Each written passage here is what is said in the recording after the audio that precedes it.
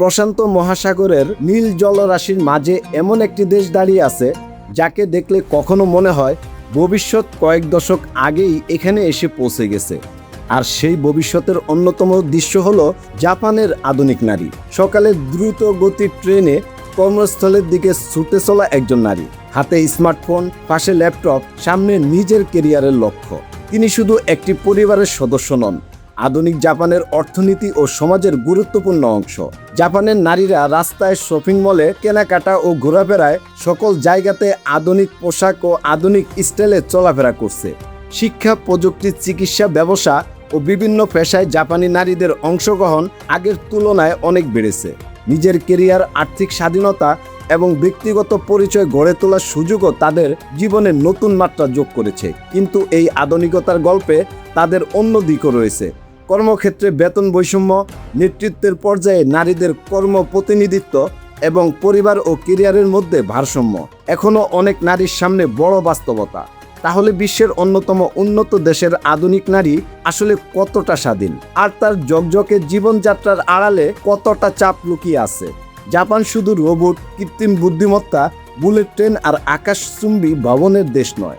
এটি এমন একটি সমাজ যেখানে একজন নারী সকালে অত্যাধুনিক প্রযুক্তি নির্ভর শহরের ভিড়ে কাজের উদ্দেশ্যে বের হন, আর সন্ধ্যায় ফিরে আসেন এমন এক পারিবারিক বাস্তবতায় যেখানে ঐতিহ্য ও আধুনিকতার মধ্যে প্রতিনিয়ত তৈরি হয় নতুন সমীকরণ। একই দেশে কয়েক কিলোমিটার দূরে দাঁড়িয়ে আছে শত বছরের পুরনো একটি মন্দির, আর তার পাশ দিয়ে ছুটে যেতে পারে ভবিষ্যতের প্রতীক বুলেট ট্রেন। এর মাঝে রয়েছে জাপানের আসল গল্প, যেখানে উন্নতি আছে, স্বাধীনতার নতুন সুযোগ আছে, কিন্তু জনসংখ্যার সংকট, কাজের চাপ, প্রতিযোগিতায় এবং সামাজিক পরিবর্তনের কঠিন প্রশ্ন। তাহলে বাহিরের পৃথিবী যে আধুনিক জাপানকে দেখে, সেটি কি পুরনো জাপান, নাকি মানুষের স্বপ্ন? পরিশ্রম, পরিবার, স্বাধীনতা এবং অদৃশ্য সংগ্রাম মিলিয়ে এর ভিতরে লুকিয়ে আছে সম্পূর্ণ অন্য এক জগৎ। আজকের এই ডকুমেন্টারিতে আমরা সেই অদেখা জাপানের গল্পই জানব। ভিডিওটি দেখার আগে আপনি যদি এই চ্যানেলে নতুন হয়ে থাকেন, তাহলে চ্যানেলটি সাবস্ক্রাইব করে পাশে থাকা বেল বাটনটি অল প্রেস করে দিন। তাহলে চলুন বন্ধুরা, আজকের এই ভিডিওটি শুরু করা যাক। পূর্ব এশিয়ার মানচিত্রে জাপানকে দেখলে প্রথমে যে বিষয়টি চোখে পড়ে তা হলো এর ভৌগোলিক অবস্থান। জাপান একটি দ্বীপ রাষ্ট্র। দেশটির মূল ভূখণ্ড গড়ে উঠেছে 4টি প্রধান দ্বীপ নিয়ে: হোক্কাইডো, হুনশু, শিকোকু ও কিয়নশু, এবং অসংখ্য ছোট দ্বীপ ঘিরে। চারদিকে সমুদ্র থাকায় জাপানের কোনো প্রতিবেশী দেশের সঙ্গে স্থল সীমান্ত নেই। তবে সমুদ্র পথে দেশটির ভৌগোলিক প্রতিবেশী হিসেবে রয়েছে চীন, দক্ষিণ কোরিয়া, উত্তর কোরিয়া, রাশিয়া ও তাইওয়ান। পূর্ব দিকে বিশ্বস্ত প্রশান্ত মহাসাগর, উত্তর পশ্চিম দিকে রয়েছে জাপান সাগর এবং পূর্ব চীন সাগরের জলরাশি। এই ভৌগোলিক অবস্থান জাপানকে যেমন সমুদ্র নির্ভর করেছে, তেমনি দেশটির প্রকৃতিতেও করেছে অসাধারণ বৈচিত্র্যময়। কোথাও বরফে ঢাকা পাহাড়, কোথাও আগ্নেয়গিরি, কোথাও ঘনবন, আর কোথাও আধুনিক মহাসাগরের কংক্রিটের জঙ্গল। একই দেশে আপনি কয়েক ঘন্টার ব্যবধানে দেখতে পারেন তিসার ঢালা পাহাড়, সমুদ্রতর সবুজ গ্রাম এবং পৃথিবীর অন্যতম ব্যস্ত নগরী। জাপানকে বুঝতে হলে তার প্রযুক্তি দেখলেই হবে না। এই দেশের মানুষের জীবনযাত্রার ভিতরে মিশে আছে বহু শতাব্দীর ধর্মীয় ও সাংস্কৃতিক ঐতিহ্য। বৌদ্ধ ধর্ম জাপানের সংস্কৃতিতে সবচেয়ে গভীর প্রভাব ফেলেছে। তবে জাপানের ধর্মীয় জীবন অন্য অনেক দেশের তুলনায় কিছুটা ভিন্ন। অনেক মানুষ নিজেদের জীবনে একই সঙ্গে শিন্তো ও বৌদ্ধ ঐতিহ্যর বিভিন্ন আচার, উৎসব ও রীতি অনুসরণ করছে। জাপানের ইতিহাস কয়েক হাজার বছরের পুরনো। এই দীর্ঘ সময়ে দেশটি দেখেছে সম্রাটদের শাসন, সামন্ততান্ত্রিক ব্যবস্থা এবং শক্তিশালী সামুরাই গোষ্ঠীর উত্থান। সামুরাই শুধু জাপান যুদ্ধের ইতিহাসের অংশ ছিল না, তাদের সঙ্গে জড়িয়েছিল আনুগত্য, শৃঙ্খলা, কর্তব্যের মূলভূত। সময়ের সঙ্গে এসব ধারণা অনেকটাই জাপানের সামাজিক সংস্কৃতিতে প্রভাব ফেলেছে। এক পর্যায়ে জাপান বাহিরের বিশ্বের সঙ্গে যোগাযোগ কঠোরভাবে নিয়ন্ত্রণ করতে শুরু করেছে। বিদেশি যোগাযোগ ও বাণিজ্যের উপর নানা সীমাবদ্ধতা আরোপ করা হয়। কিন্তু 19 শতকে পৃথিবী দ্রুত বদলে যাচ্ছিল। পশ্চিমা শক্তিগুলো শিল্প, সামরিক প্রযুক্তি ও বিজ্ঞানে এগিয়ে যাচ্ছিল। জাপান বুঝতে পারল নিজেদের টিকে রাখতে হলে পরিবর্তন করতেই হবে। এরপর আসে 1868 সালে মেইজি পুনর্গঠন। এটি শুধু একটি রাজনৈতিক পরিবর্তন ছিল না, এটি ছিল জাপানের জন্য নতুন একটি যুগের সূচনা। শিক্ষা ব্যবস্থা আধুনিক করা হলো, রেলপথ নির্মিত হলো, শিল্প কারখানা গড়ে উঠতে শুরু করলো, বিজ্ঞান প্রযুক্তিকে গুরুত্ব দেওয়া হলো।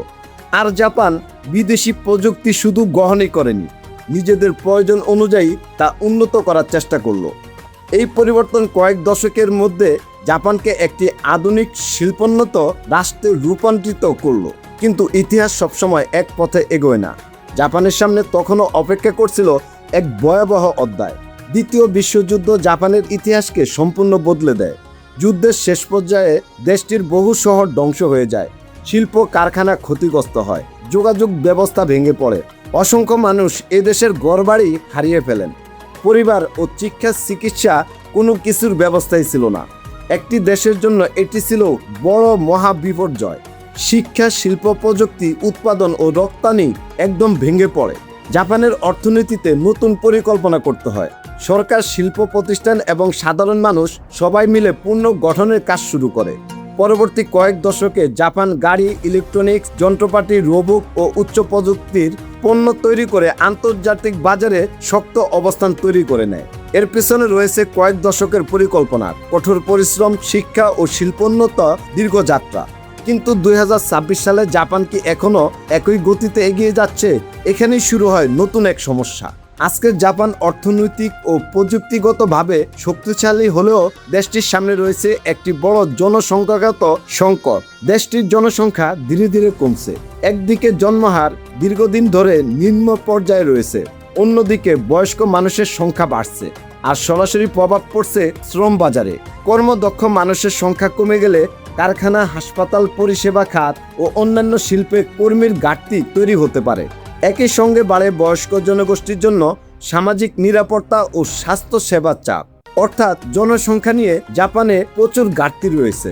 টোকিওকে প্রথমবার দেখলে মনে হতে পারে এটি যেন ভবিষ্যতের কোনো শহর। আকাশ ছোঁয়া ভবন, বিশাল শপিং সেন্টার, প্রযুক্তি নির্ভর অফিস, ব্যস্ত রাস্তা আর হাজার হাজার মানুষ বহন করছে এই রাস্তায়। আর হাজার হাজার মানুষকে বহন করে বিশাল রেল নেটওয়ার্ক। কিন্তু কয়েক মিনিটের পথ পেরোলেই দৃশ্য বদলে যেতে পারে। যেখানে দেখা যাবে পুরনো মন্দির, সরু গলি, ঐতিহ্যবাহী স্থাপনা ও শান্ত জাপানি বাগান। একই শহরে একদিকে শত বছরের পুরনো সংস্কৃতি, অন্যদিকে কৃত্রিম বুদ্ধিমত্তা ও রোবোটিক নিয়ে কাজ করা আধুনিক প্রযুক্তি প্রতিষ্ঠান। কিন্তু টোকিও চকচকে ভবন দেখেই যদি মনে হয় এখানে সবার জীবন সহজ, তাহলে ভুল হবে। এই শহরের সুযোগ যেমন অনেক, তেমন খরচও অনেক কম। বিশেষ করে কেন্দ্রীয় এলাকায় বাসা ভাড়া অনেকের জন্য বড় ব্যয়ের বিষয়। ছোট্ট অ্যাপার্টমেন্টের জন্য উল্লেখযোগ্য অর্থ খরচ করতে হয়। অন্যদিকে চাকরির সুযোগ বেশি হওয়ায় জাপানের বিভিন্ন অঞ্চল থেকে মানুষ টোকিওতে আসেন। ফলে প্রতিযোগিতাও তীব্র রয়েছে। একজন মানুষের দিকে বড় একটি অংশ কেটে যেতে পারে কর্মস্থলে যাওয়া আসা, কাজ এবং শহরের ব্যস্ততার মধ্যে। তবুও টোকিওর একটি বিশেষ বৈশিষ্ট্য হলো এত বিপুল মানুষের ভিড়ের মধ্যেও শহরের দৈনন্দিন জীবন অনেকটাই নিয়ন্ত্রিত। পরিচ্ছন্নতা, জনশৃঙ্খলা এবং আবর্জনা ব্যবস্থাপনার মতো বিষয়গুলো এখানে অত্যন্ত গুরুত্ব পায়। কিন্তু এবার আমাদের ক্যামেরায় শহরের বড় ভবনগুলো ছেড়ে যাবে সাধারণ মানুষের জীবনের দিকে। জাপানের কর্মসংস্কৃতি দীর্ঘদিন ধরেই কঠোর পরিশ্রম ও সময় নিষ্ঠার সঙ্গে যুক্ত। কাজের প্রতি দায়বদ্ধতা এখানে গুরুত্বপূর্ণ সামাজিক মূল্যবোধ।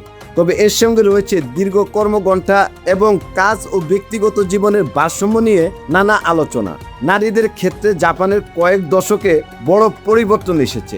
শিক্ষা ও কর্মক্ষেত্রে নারীদের অংশগ্রহণ বেড়েছে। তবুও উচ্চপদে প্রতিনিধিত্ব, বেতন বৈষম্য এবং পরিবার ও কর্মজীবনের ভারসাম্য পুরোপুরি দূর হয়নি। অর্থাৎ জাপানের আধুনিকতার গল্পে যেমন সাফল্য রয়েছে, তেমনি রয়েছে অসম্পূর্ণতার কিছু অধ্যায়। আর এই বাস্তবতা আমাদের মনে করিয়ে দেয় উন্নত অবকাঠামো আর উন্নত জীবন সবসময় একই জিনিস নয়।